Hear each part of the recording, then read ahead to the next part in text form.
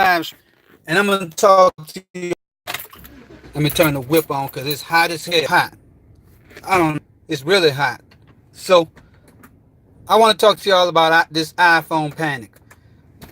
There's a there's a security flaw that I don't know if Apple patched it yet, but I'm thinking that there's a patch coming for the FaceTime multi chat tasking feature in FaceTime. I don't use FaceTime. I don't use none of that stuff on Apple. But what I want to address.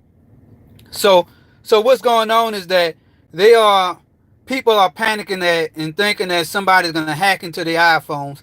So really, the best thing to do is to disable the feature. There are a lot of videos out there. You go into the settings app and turn it off on your iPhone, and you won't have to worry.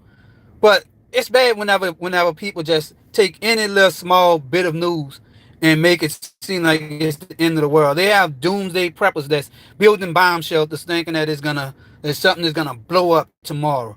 So the best way to alleviate this is to turn off FaceTime and just wait for Apple to officially release a update. It's probably going to be an app update, not really, not it might be patched, but I think they're going to just rework the app. It's a security vulnerability that was discovered, so nobody was able to exploit this vulnerability as of yet. But as a coder, really a lot of this stuff boils down to if somebody could actually write code to take advantage of this security vulnerability.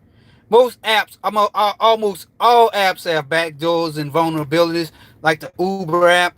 There's a backdoor into the Uber app, but it's just not published yet. But if that information is ever released to the public, then you will have a Uber app meltdown, and everybody gonna be stop. They're gonna stop using Uber. They're gonna think that their information is being hacked and all that kind of stuff. So anybody that's using FaceTime, the best thing to do is disable that crap. And I think that just use Google Duo or use Google Hangouts. Use something that's known to work.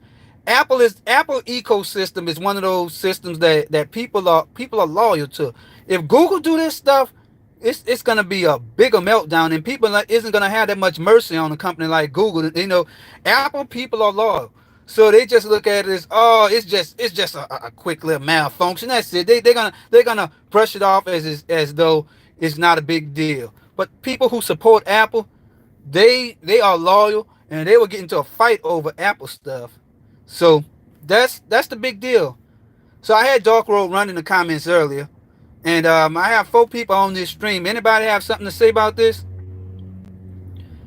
Oh, David Tigg, look like my cousin there. That you, David?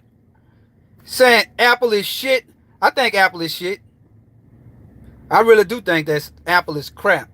But I also just like to cover the security vulnerabilities, because right now, oh, that's what's up, cuz.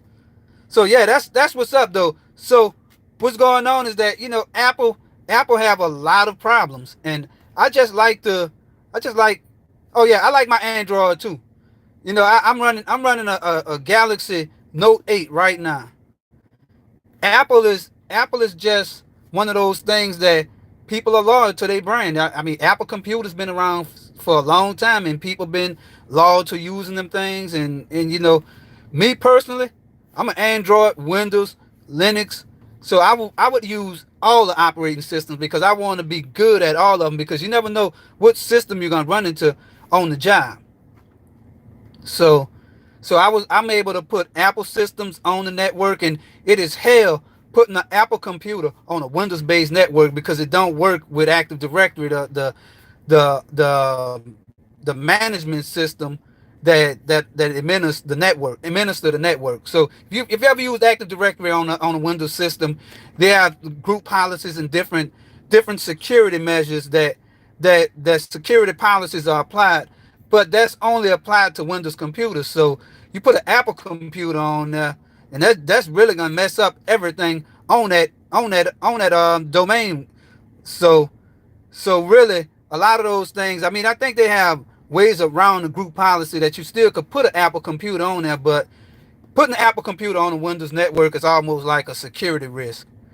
And you know, even putting a Linux system on there, as good as Linux is more robust than the Microsoft's products because, you know, most, you know, the Linux kernel is stable, is maintained by the community.